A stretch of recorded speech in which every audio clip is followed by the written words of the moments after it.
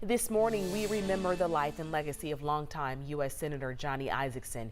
He was known on Capitol Hill as a man focused on finding solutions to America's problems and also extending a hand across the aisle to make those things happen. His career in politics started in 1976 and spanned nearly 4 decades before he retired in 2019 because of those health reasons. And not only did he serve in the U.S. House, he also served in the state House and Senate, but he spent 15 years as a senator where he built a reputation for making friends and making deals even across the aisle. Liza Lucas is joining us this morning with a closer look at some of those biggest moments of his career and his legacy.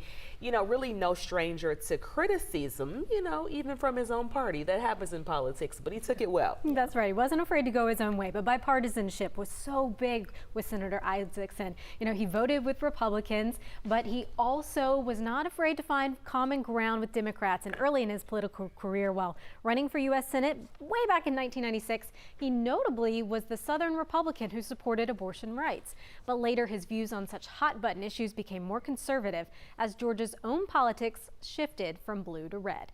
Now, during his tenure in the Senate, Senator Isakson was known as an effective deal maker, a bridge builder, and in his freshman year, he worked on a bill to help Delta airline employees as the airline navigated bankruptcy-related restructuring.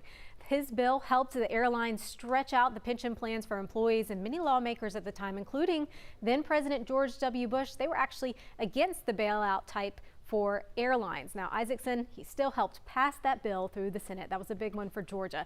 His legacy also included supporting veterans, helping pass more than 50 pieces of legislation to reform the VA. And he also sponsored the Katie Pusey Peace Corps Volunteer Protection Act of 2011 that addressed the risks of sexual assault for Peace Corps volunteers. He remained in office, as we said, until 2019 before retiring. And we have talked a lot about the bipartisan issues, and he actually brought it up during his farewell speech to the Senate that we have watched so many times. He said, quote, "A way you live, it's a state of being," about bipartisanship. So many people are remembering his friendship and respect with Congressman John Lewis.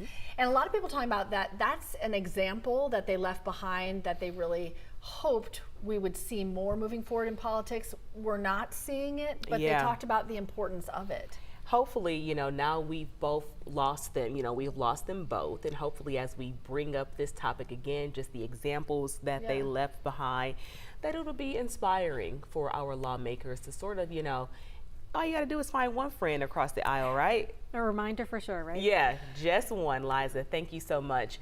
And those tributes are still coming in for Isakson over the past 24 hours. Madison Carter's been keeping track of them for us. And Madison, there are so many huge figures in politics who say they really admired and looked up to former Senator Isakson. We've been talking about this since he passed. He really made an impression on everyone that he met, whether it be Republican or Democratic, across both sides of the aisle. We're also told that he never forgot a face. He is being remembered by the man who was elected to his seat in January, Senator Reverend Raphael Warnock. Warnock called Isakson an upstanding official and even better man. Senator Warnock says the late senator often stopped by his office to give some advice after he was elected. We also got the chance to speak with a close friend, former Democratic Governor Roy Barnes, who says despite being on opposite sides, they always found a way to see eye to eye.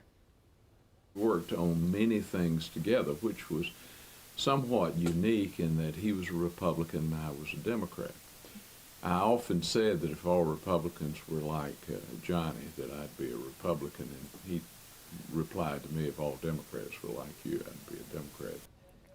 Senator Isakson also developed a close relationship with Senate Minority Leader Mitch McConnell. In a statement, McConnell called Isakson one of the most admired and beloved people on the Capitol, a sentiment shared by so many others. Aisha, Cheryl. Madison, thank you. Such beautiful memories, and it really makes you question how are you living your life and how will people remember you. Thank you.